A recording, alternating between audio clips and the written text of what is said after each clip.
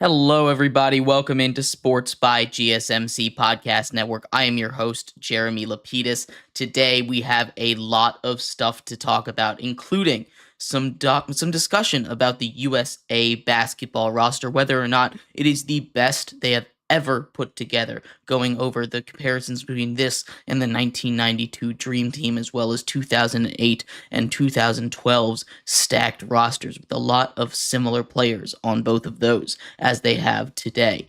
We're also going to go over some new news coming out about Paul George and his contract, discussions between him and the Clippers, how he ended up with the 76ers as opposed to finishing off his career in LA like he said he wanted to. Also, Cade Cunningham getting his contract, Zach Edey having an incredible debut for the Memphis Grizzlies in his summer league game against Walker Kessler and the Jazz.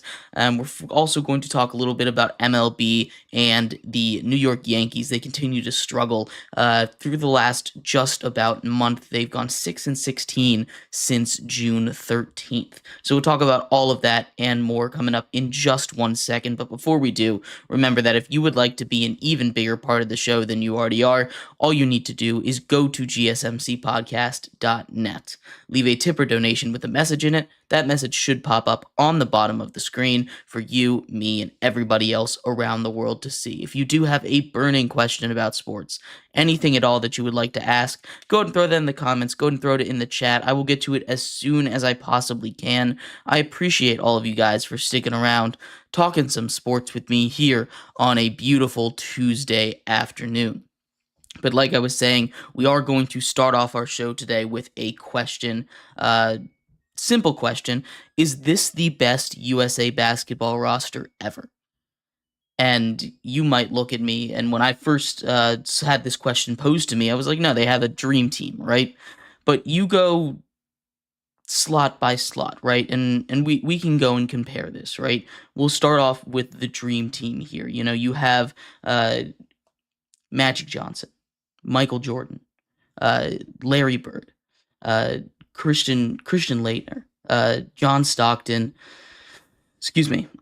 David Robertson, Patrick Ewing, Chris Mullin, Clyde Drexler, Karl Malone, Scottie Pippen, Charles Barkley, and of course Michael Jordan, right? And you compare that to today's roster, which equally as impressive in a lot of aspects. You know, you've got Steph Curry, you've got Anthony Davis, you've got Bam Adebayo, Devin Booker, Kevin Durant, Anthony Edwards, Joel Embiid, Tyrese Halliburton, Drew Holiday, LeBron James, Kawhi Leonard, and Jason Tatum, right? This is, when you're just comparing these rosters head to head, it's a kind of good comparison, right? Now, obviously, one of the biggest differences when you're looking at these two rosters, and really this roster compared to a lot of the quote-unquote best rosters the USA has ever sent to the Olympics, the Dream Team 08 and 2012, you know, what really stands out to you is the age of these players, right?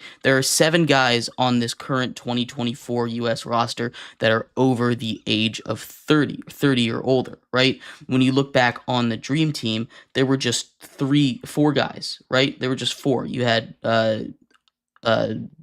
basically retired Larry Bird, Clyde Drexler at 30, John Stockton at 30, and Magic Johnson, who had retired at this point at 32, right? And you look at, you know, the 08 2012 rosters, the 08 roster especially was incredibly young. You had 35-year-old Jason Kidd, but no one else over 30. And when you get to 2012, you know, it's a lot of the same guys. You had a 33-year-old Kobe, but that's it. That's the only one that was over 30 in that roster. So that's one of those things that you compare this roster, and maybe you say, hey, you have the combination of the greatest shooter of all time in Steph Curry, along with some of the best defenders we've ever seen in Anthony Davis and Bam Adebayo, some of the greatest scorers and shot creators we've seen together, LeBron James, Kevin Durant. This is absolutely a stacked roster. But, you know, when you're looking at these guys, a lot of them are a little bit past their prime, to be completely honest with you, right? This is, I mean, as good as LeBron and Steph Curry and Anthony Davis are, they're not in their prime, or Kevin Durant, you can throw in that conversation as well. This is not the prime versions of them. This is not prime Kevin Durant. This is not prime LeBron James. This is not prime Kawhi Leonard. You do have probably prime Jason Tatum here, prime Anthony Edwards, Devin Booker, but you don't have the biggest names on this teams. The biggest names on these teams aren't in their prime. Uh, back in '08, you can make the '08, you have, prime LeBron James. 2012, you have prime LeBron James. You've Kobe Bryant. These who was a little bit past his prime in 2012 there, but still, you had these legends of the game in their prime there. And I'm not going to sit here and say that this roster is worse, because top to bottom, when you go depth wise, this is probably still the deepest roster that there has been, right? You can go onto the dream team. This isn't a team that has any, amateur players. The dream team had Christian Laettner, who, as good as he was still a college player at the time. This is a team that's full of NBA talent, NBA legends. You go back to that 2008 team, they have Tayshaun Prince on the roster. And again, he's really good, but Tayshaun Prince, when you compare to, who is the least impressive name on this roster, probably Drew Holiday, maybe Tyrese Halliburton.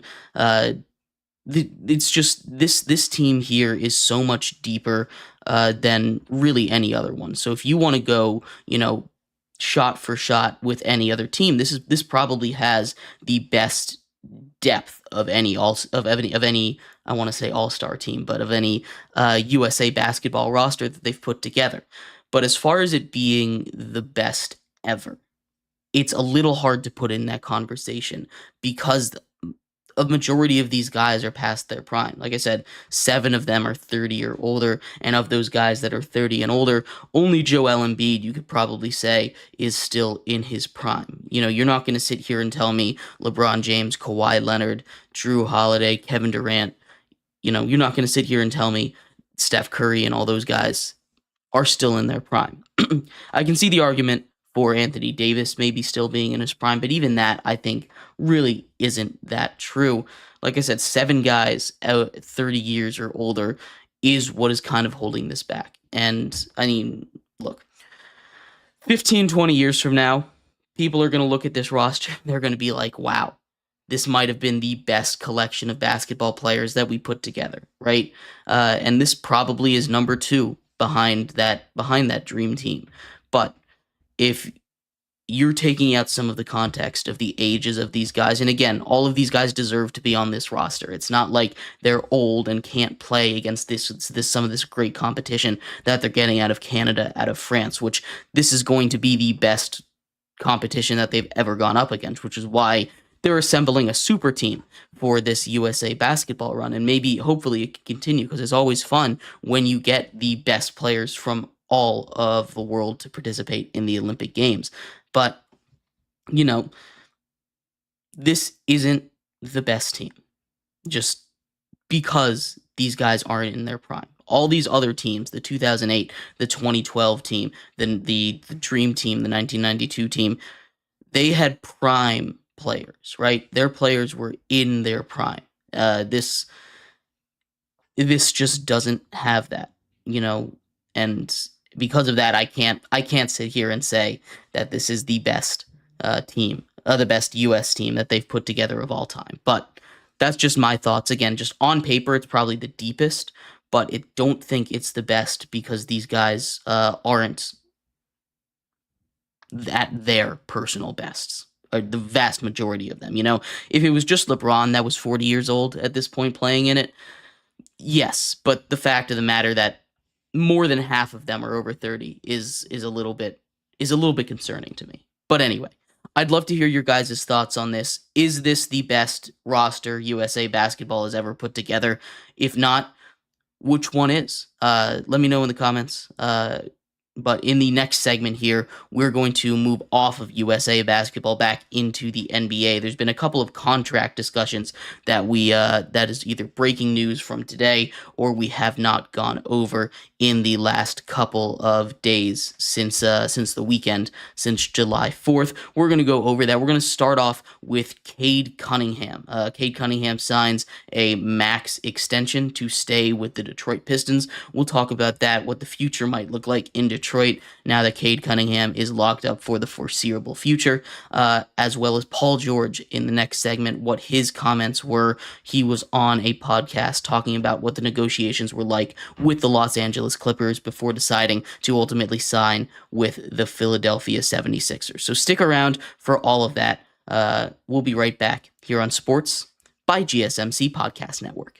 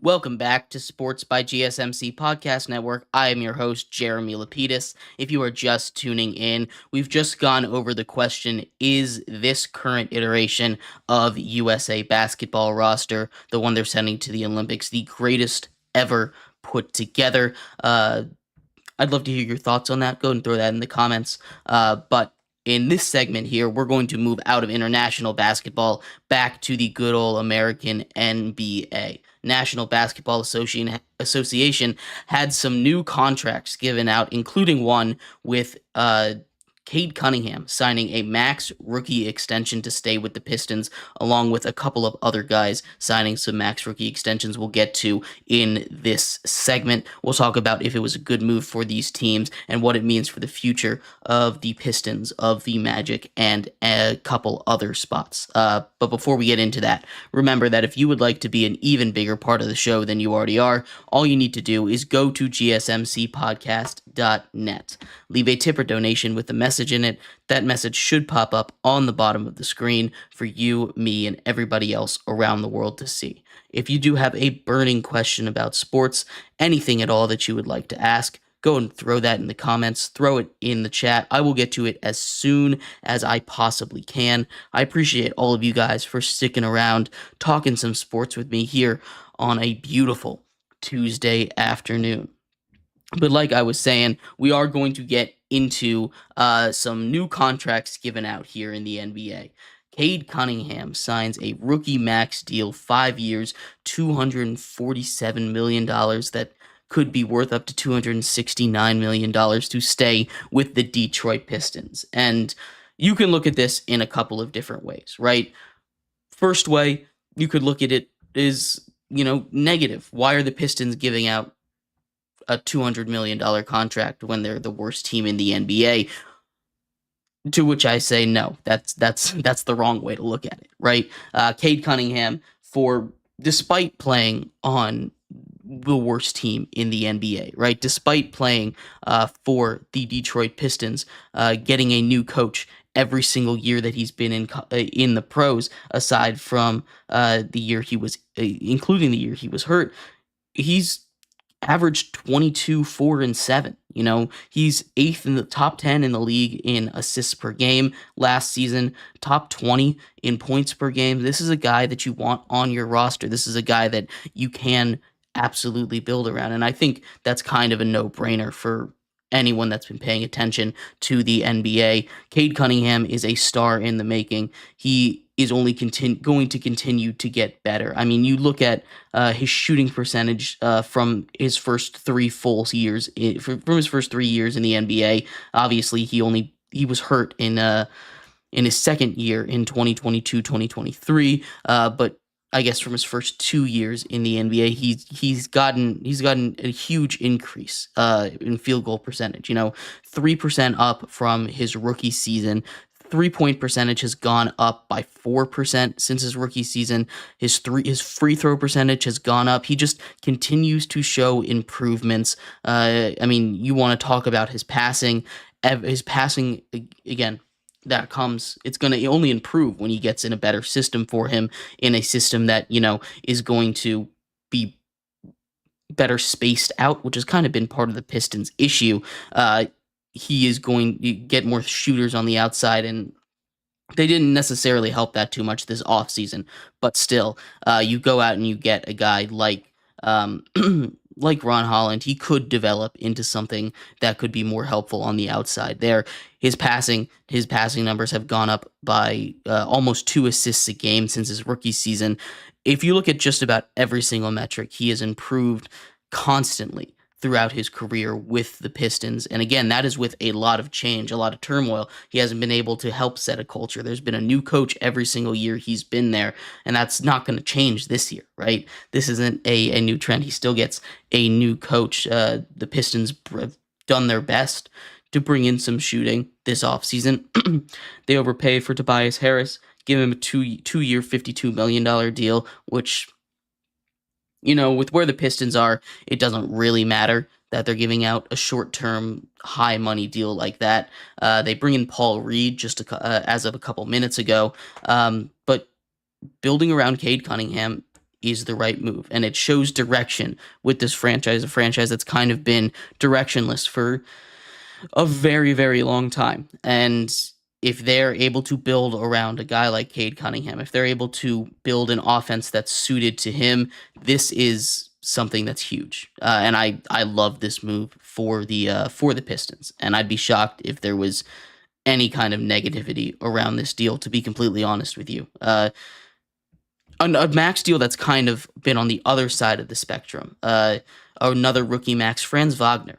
With the Orlando Magic, he gets himself a max rookie deal over the weekend. And while we were talking about how the Pistons kind of needed to build around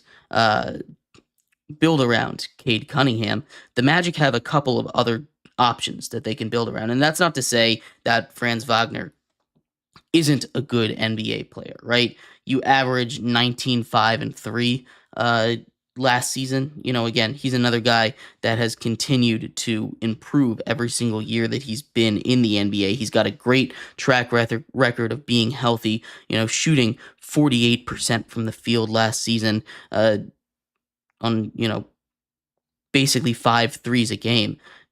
As much as his 3-point shooting went down. I mean, that might have been an outlier. You look at his first couple seasons, he shot 35, 36% from 3, dropped down to 28% this last season, but the volume went up. And if he can improve and rebound, this isn't going to be a bad signing for them, right? It's a lot of money to give to a guy in Franz Wagner who doesn't really feel like the focal point of your team, right?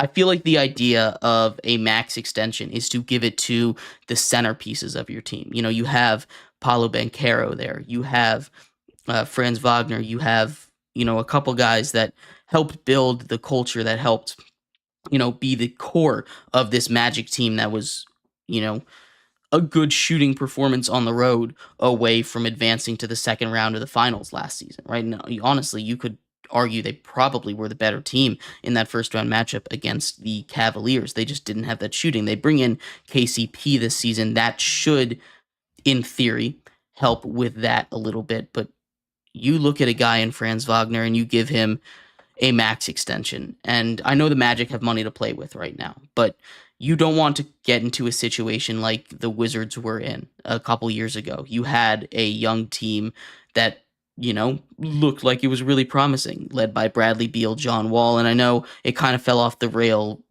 with injuries more than overpaying some of these guys. But you also have to be careful with who you're giving these max extensions to, because that is a lot of money to be tied into in the future, right?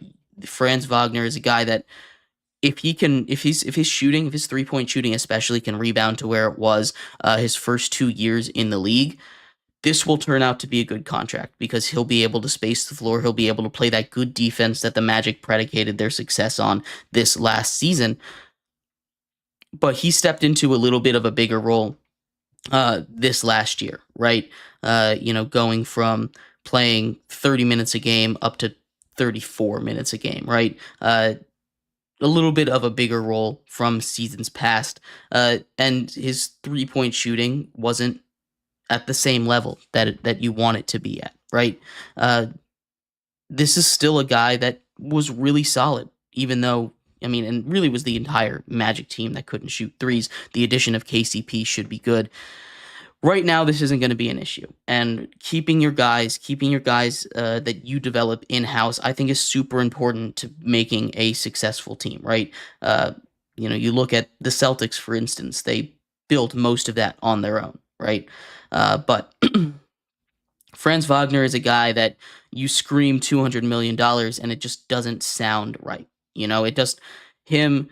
He got an extension. Again, I kind of do understand it from a Magic point of view. You might as well lock in the guy that you want to commit to long term. You don't want to disrespect him. We'll talk about a team uh, that disrespected a star next in our next segment, or that made a star feel disrespected in the next segment with Paul George and the Clippers, actually. But you don't want to get in that situation where relationships are tied or severed because a player feels you know disrespected. That's an important thing when you're doing these negotiations. You don't want to sell them too short. And they understand it's a business, right? They understand that. But when you have that max dangling in front of you and you just kind of want to get it done, you have the cap space to get it done. You don't have to worry about this for at least another couple seasons when you're going to have to pay guys like Banchero, like Suggs. It doesn't hurt now. But 2 seasons from now, we might be looking at this contract like, hey, this doesn't make a lot of sense. And we might be doing the same thing with Scotty Barnes, right? He signed his rookie max probably about a month ago at this point. But I do understand why these teams are giving out the rookie max. Uh, they're I don't necessarily disagree with it, but I do think that there are better ways around it. Overall, Cade Cunningham, good signing, love it. Franz Wagner, excuse me, uh, iffy on that one, but I don't necessarily hate it. Hate it. But anyway, in our next segment, like I said, we are going to talk about Paul George. There was an interview that came out him on a podcast talking about how negotiations went with him and the Clippers and why he ultimately decided to leave and join up with Joel Embiid and the 76ers in the offseason. So we'll talk about that. Who's in the right on this one, and much more surrounding that situation. So stick around for that. We'll be right back here on Sports by GSMC Podcast Network.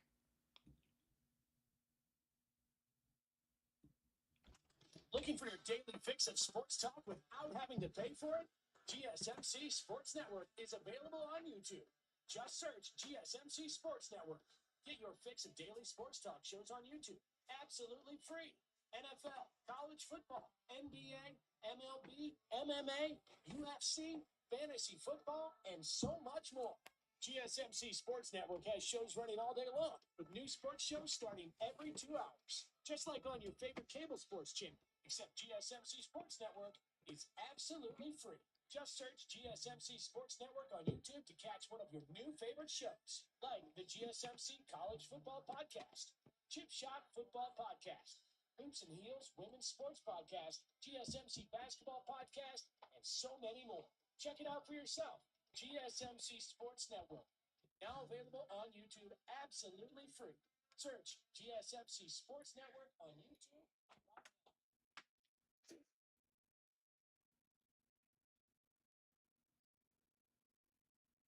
Welcome back to Sports by GSMC Podcast Network. I am your host, Jeremy Lapidus. If you are just tuning in, we just finished talking all about Cade Cunningham, Franz Wagner signing rookie max extensions, whether or not it was good for the future of their teams. In this segment here, we're going to continue with some NBA talk a little bit about Paul George and his situation. He obviously leaves the Clippers this offseason, signs a max extension, $212 million to go and play with, Joel Embiid, Tyrese Maxey, and the Philadelphia 76ers, as opposed to staying in LA and playing with the Clippers. He shined some insight on a podcast interview talking about what the negotiation process was like between him and the front office of the Los Angeles Clippers. We'll talk all about that, who was in the right, and get a little more in depth on that situation. But before we do, remember that if you would like to be an even bigger part of the show than you already are, all you need to do is go to gsmcpodcast.net. Leave a tip or donation with a message in it. That message should pop up on the bottom of the screen for you, me, and everybody else around the world to see. If you do have a burning question about sports, anything at all that you would like to ask, go ahead and throw that in the comments. Throw it in the chat. I will get to it as soon as I possibly can. I appreciate all of you guys for sticking around, talking some sports with me here on a beautiful Tuesday afternoon. But like I was saying, we are going to get into the Paul George situation. We talked all about the idea of players feeling disrespected, right, in our last segment with Franz Wagner. And this is basically what Paul George was saying. He felt disrespected by the Clippers in their negotiations, right? He talks on a podcast here. He says the original offer was for 2 years, $60 million. And, if you have no context here, you say, hey, 2 years, $60 million sounds like a lot to me, but you have to have this in the context of he could have signed a deal worth over he did just sign a deal worth over $200 million, right? So, instead of getting that extra 140, the original offer was 60 million. The original offer was only 60 million. So they're basically cutting his salary in like a quarter at that point, right? Not the situation you want to be in if you're Paul George. You're saying, hey, I'm one of the best players in the NBA. A little more money, please, right? I need a little more than $30 million a year, right?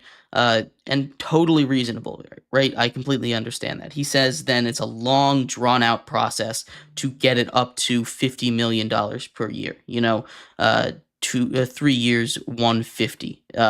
He says it takes months and months to get it up to there.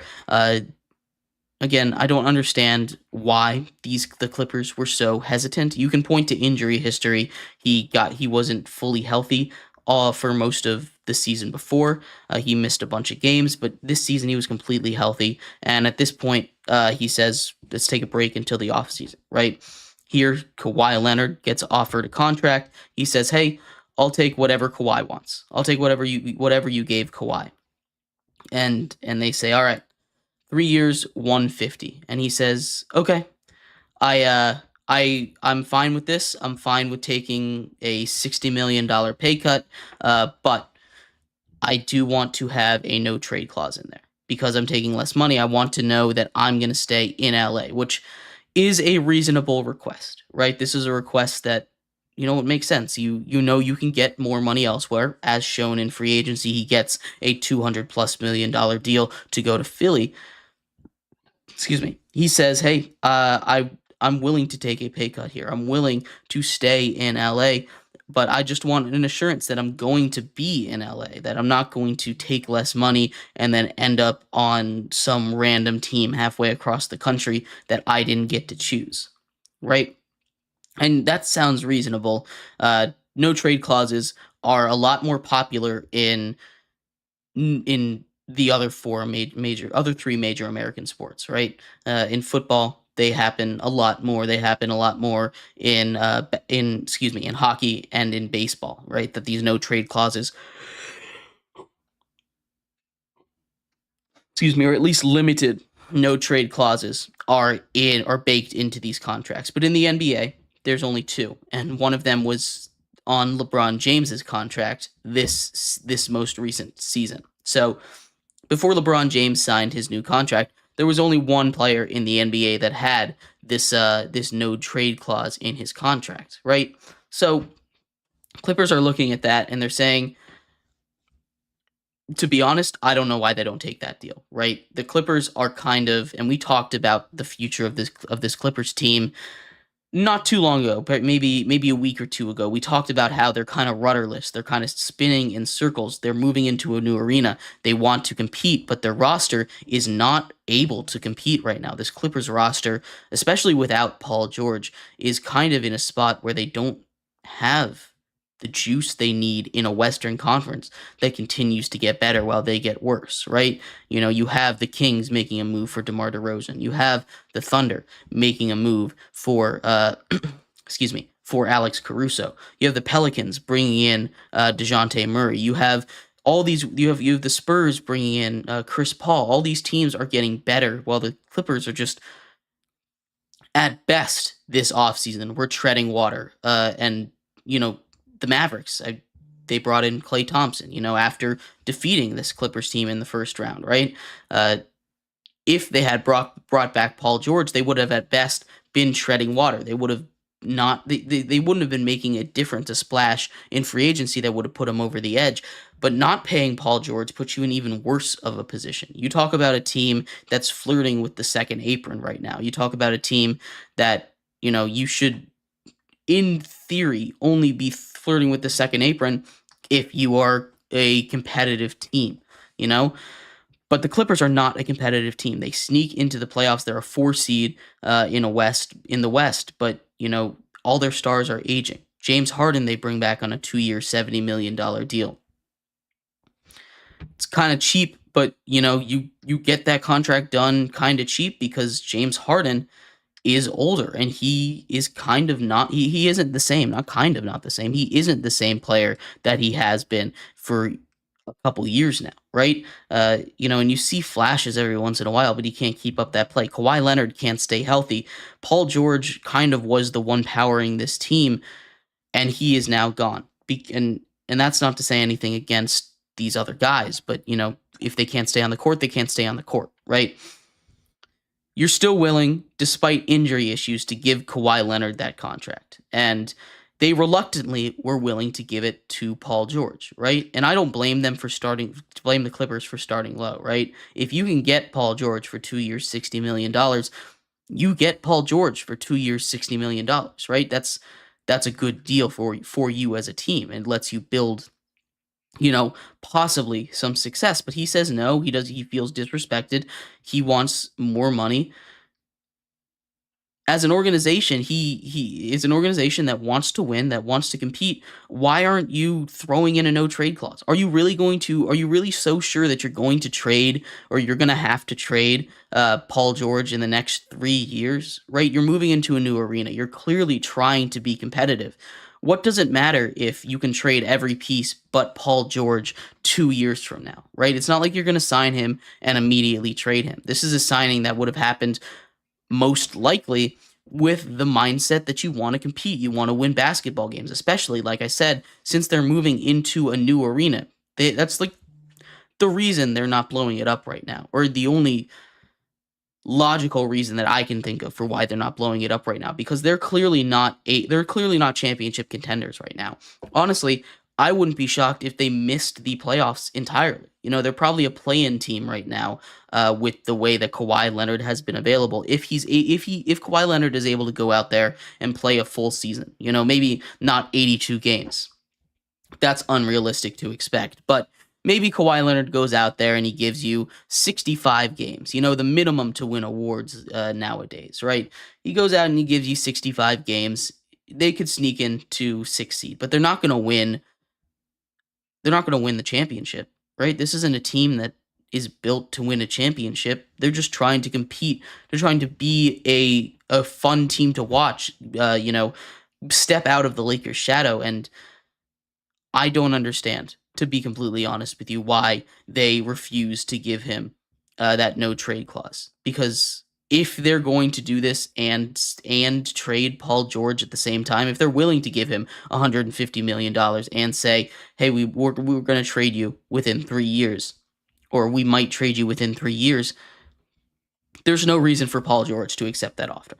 And I think Paul George absolutely made the right decision by deciding to step out of LA, go get his money somewhere else, especially if he's telling the truth, which I have no reason to doubt him on that podcast. If he's telling the truth of how these negotiations went, you know, he hasn't done anything wrong. He's just trying to guarantee that he's not going to get traded after he made this commitment, this sacrifice, this $60 million sacrifice to stay in LA, a team that's, in all honesty, probably not going to win anything with or without Paul George. But I think the Clippers kind of are crazy for not giving him that. Who cares? Who cares if he has a no trade? Just don't trade him. And I doubt they were going to trade him anyway. It's a weird sticking point, but doesn't matter. He moves on to the Philadelphia 76ers. I think that's a better team for him anyway. I mean, if he wants to win a ring, that's going to be a better shot, especially in a weaker Eastern Conference. If they can get past the Celtics, they just the rest of the East shouldn't be that bad. Now, we don't know for sure, but I do think that I do think this is a good fit for Paul George in Philadelphia. So let me know your thoughts, if you've seen the clip from the podcast that Paul George went on.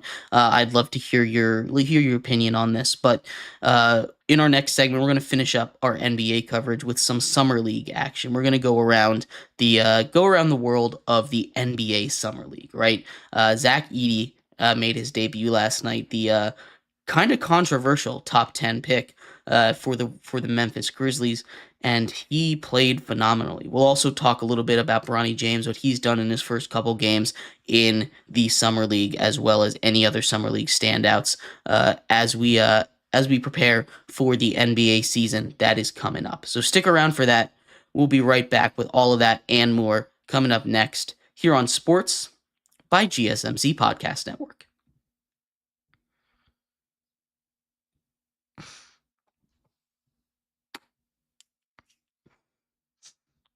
For the best and latest podcasts available anywhere, go to the podcast app on your cell phone and type in GSMC to access free content-rich podcasts on health and wellness, book reviews, sports, entertainment, relationships, social media, movies, technology, finance, and even weird news.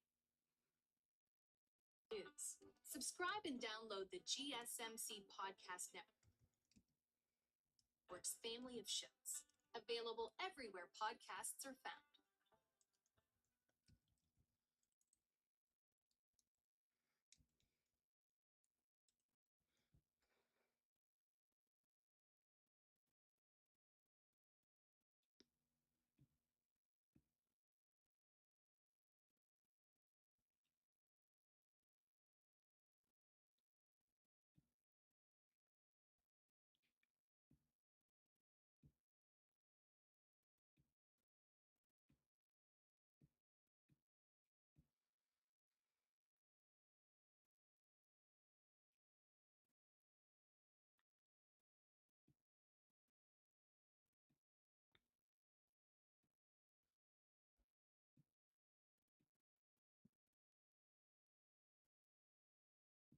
Welcome back. Excuse me. Welcome back to Sports by GSMC Podcast Network. I'm your host, Jeremy Lapidus. If you are just tuning in, we just finished going over the whole saga with Paul George and the Clippers. We also went over the differences of rookie max contracts that have taken place so far in recent memory. Cade Cunningham and Franz Wagner with the Magic and the Pistons. With the Magic and the Pistons, respectively. And in our first segment, we talked all about whether or not this was the best ever This was the best ever Olympic U.S. basketball roster that was put together. But in this segment, we're going to finish up our NBA coverage, talking a little bit about some summer league stats that have been going on. Obviously, the big story of the last day is Zach Edey going off against some starting NBA competition. We'll talk about all of that, what that means for him in his future. Again, it's summer league, so we're going to try not to overreact too much, but we'll talk about that and much more. But before we get into that, remember, if you would like to be an even bigger part of the show than you already are, all you need to do is go to gsmcpodcast.net. Leave a tip or donation with a message in it. That message should pop up on the bottom of the screen for you, me, and everybody else around the world to see. If you do have a burning question about sports, anything at all that you would like to ask, go ahead and throw that in the comments in the chat. I will get to it as soon as I possibly can. I appreciate all of you guys for sticking around, talking some sports with me here on a beautiful Tuesday afternoon. But like I was saying, we are going to get into a little bit of summer league action here, starting off with one of the kind of more controversial picks in the first round of this year. Obviously, he had a lot of discussion around him coming out of Purdue. Zach Edey, drafted 9th overall by the Memphis Grizzlies, has his debut in the summer league against the Utah Jazz, going up against not just normal summer league guys, but Walker Kessler, who's the starting center for the Jazz in his matchup here. You get to see him against a guy who's been one of the best interior defenders in the league the last couple seasons. Obviously, ever since coming into the league, he was part of the Rudy Gobert trade, kind of a 1-for-1 for the Jazz. Not exactly the same, but he's been a great inside presence, and you see Zach Edey go in and out-rebound him. I mean, you look at Zach Edey's stat line, 15 points, 14 rebounds, 4 blocks. Pretty impressive for a debut against some real NBA competition in Walker Kessler. Like I was saying, this is still the summer league, so this isn't going to be the end all be all, right? But he made a couple of really, really impressive plays, especially at the end of regulation. Free throw, he fights through 2 guys to get a tip in with less than a second left, able to force the game to overtime, where eventually they do end up losing by 2. But still, it was a very, very impressive first outing for Zach Edey, and he's kind of proving why he does deserve to be a top 10 pick in the NBA. You know, as much as people want to say this was a weaker draft class, there's a lot of guys that have the potential to be great, right? And Zach Edey is one of them. There was always that question of, hey, is he just going to be another Taco Fall, a huge guy that dominates in college but can't translate to the NBA? Zach Edey is a little more than that, and we talked a little bit about that in our pre-draft coverage. He won Best Player in college 2 or 3 years in a row, right? You know, that's not something that they just give out to just a normal big man. It's not something they give out to just any 7'5" guy, right? Zach Edey is big. He's got a little bit of movement. You know, he can defend the pick and roll. It's not going to be, he's not going to be like, Drew Holiday out there being able to get around the pick and roll and everything, but he's defensively already you can see the potential for him to be one of the best rim defenders. Obviously, it's a lot easier when you're 7'5" at this point, but it's really impressive to see him come into the league and not really deal with any growing pains. Now, like I said, I do want to preface this. This is just the summer league. I'm going to talk about him and his first game, but it's just the summer league. We don't know. Obviously, famously, Victor Wembanyama struggled in the beginning of his career in the summer league, and now look at him, already arguably a top 10 player in the NBA.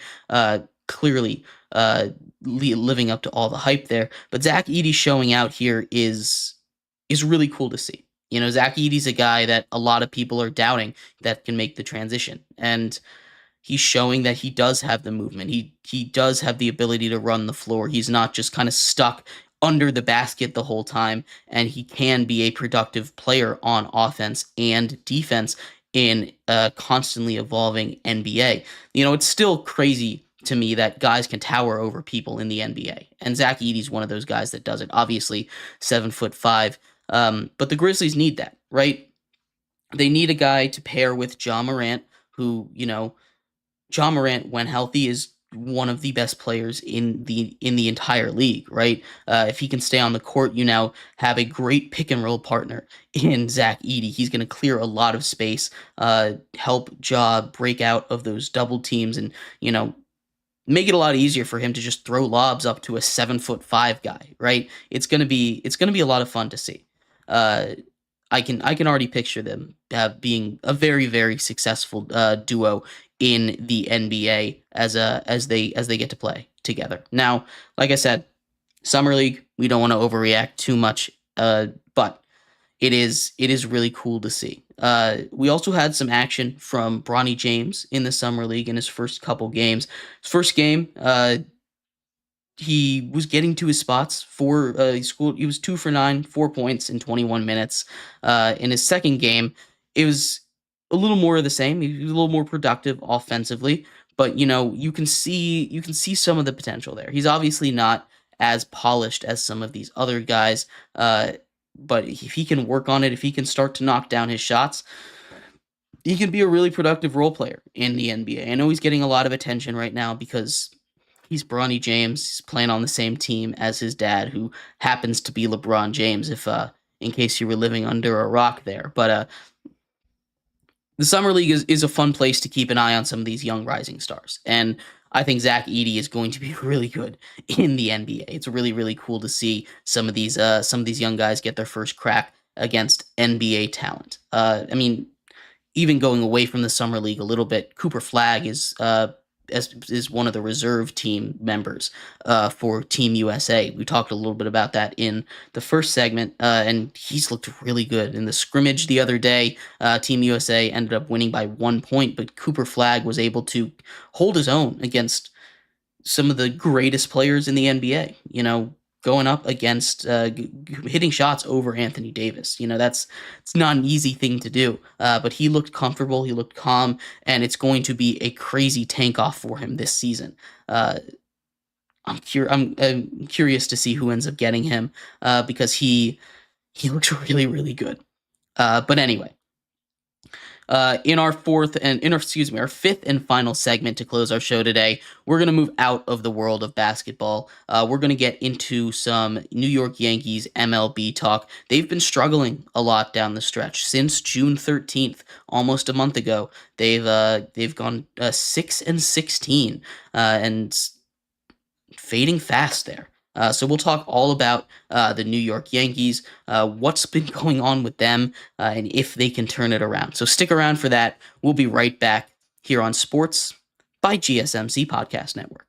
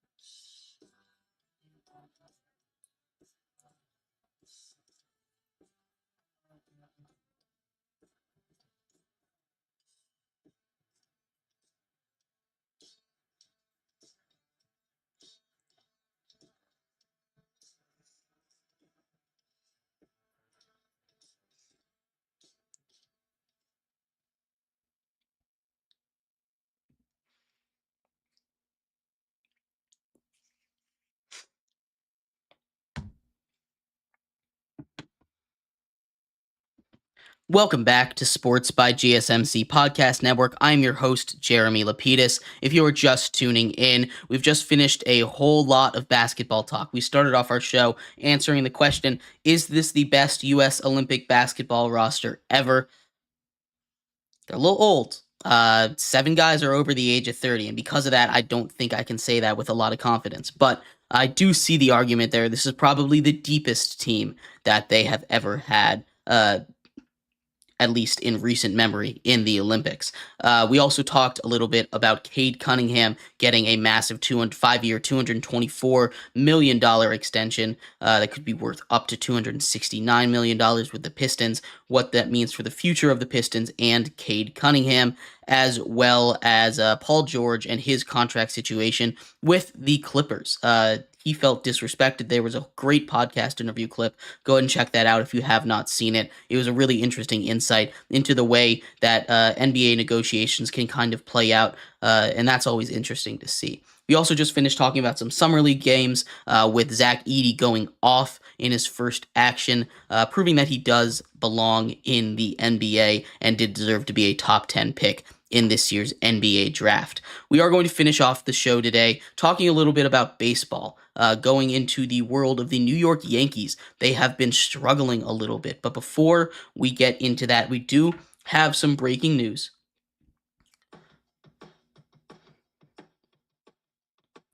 Breaking news, the All-Star game, which we talked about rosters and snubs, one of those guys got in as part of, reserves players not showing up due to injuries. Reds right-handed pitcher Hunter Green gets in his first All-Star game, as well as Orioles infielder Jordan Westburg. And that was one of those snubs that we pointed out in yesterday's episode. Congratulations to him and Riley Green making their first All-Star games. They absolutely deserves to get in.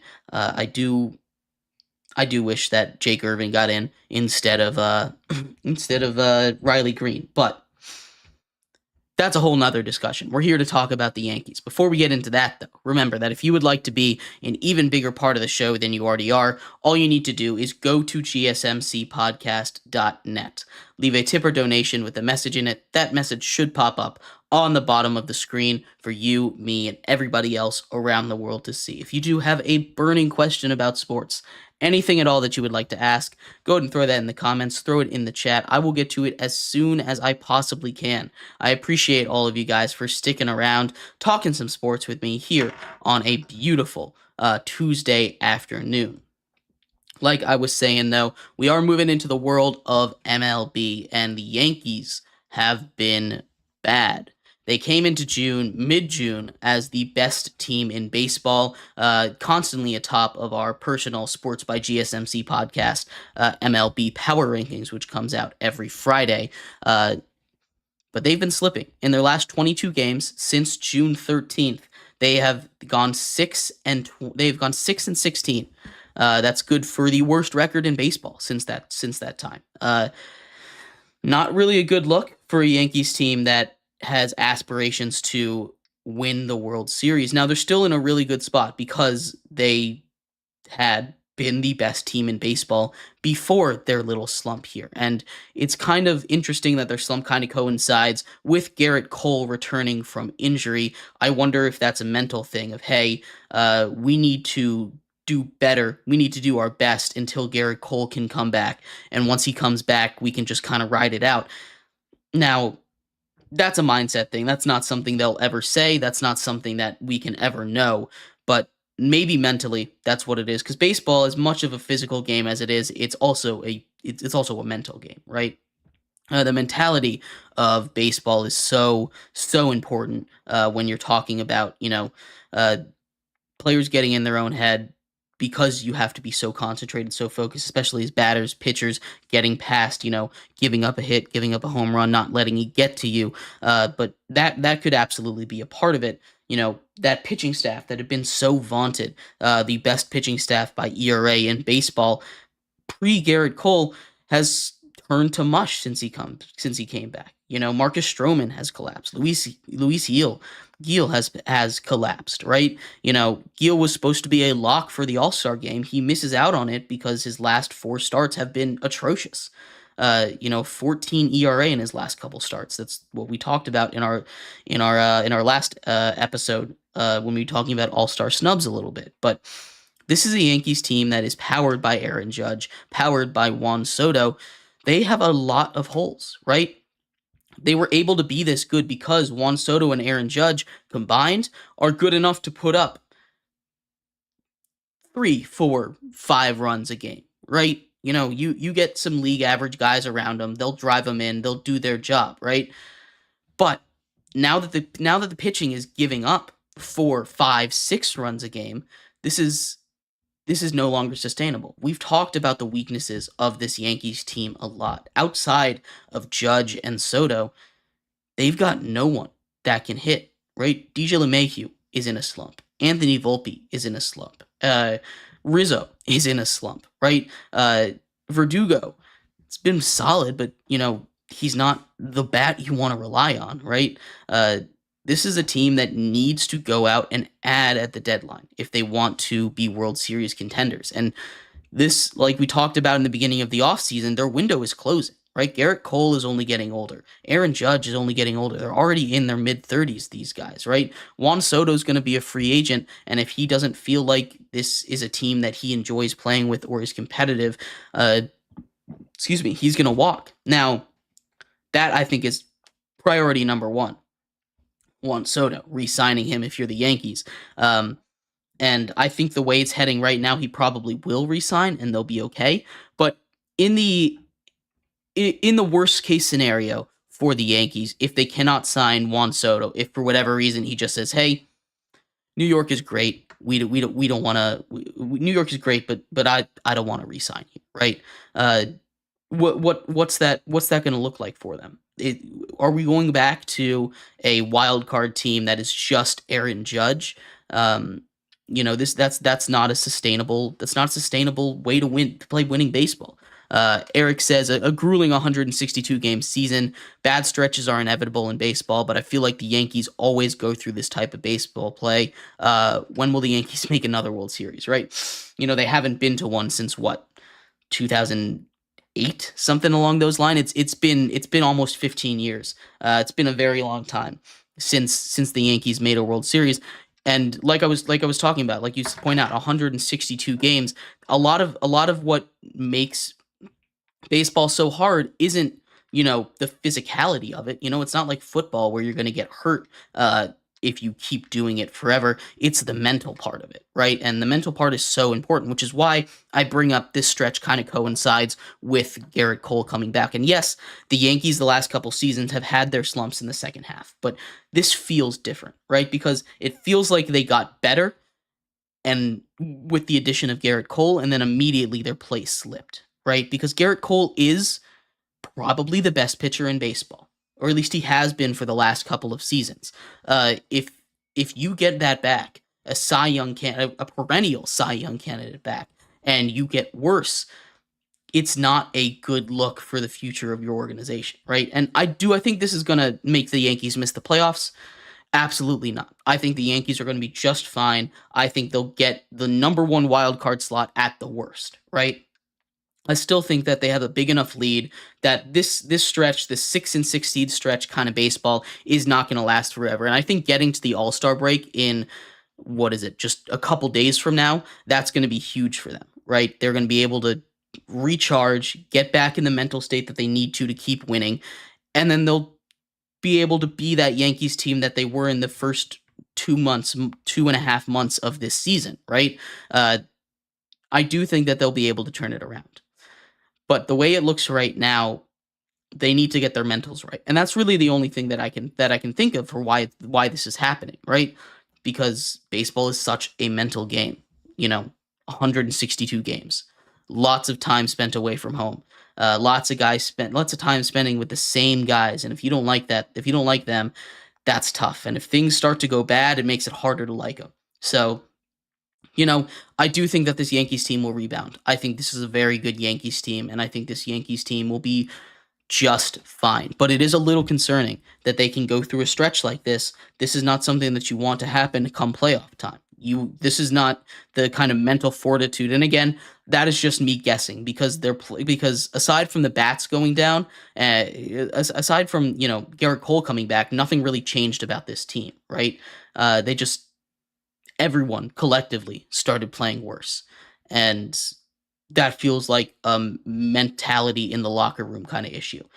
So I think the All Star break is going to do wonders for them. But we will see. Like I said, I think this Yankees team will rebound just fine. But it's definitely concerning that they're capable of going on this stretch. But anyway, thank you everybody so much for tuning in to today's episode of Sports by GSMC Podcast Network. I've been your host, Jeremy Lapidus. I will be off for just about the next week and a half. I am going on vacation tonight. I'll be back. I'll be gone from the 10th to the 20th. So whatever day that is, I will be back. I appreciate all of you guys tuning in every single day. And I hope you have a great next couple of weeks, next 10 days. I will be more excited than ever to come back to you, talk more sports on the 20th when I do return. But I hope everybody has a great next couple weeks, a great rest of your day, and I will see you when I come back. Have a good one. Bye-bye.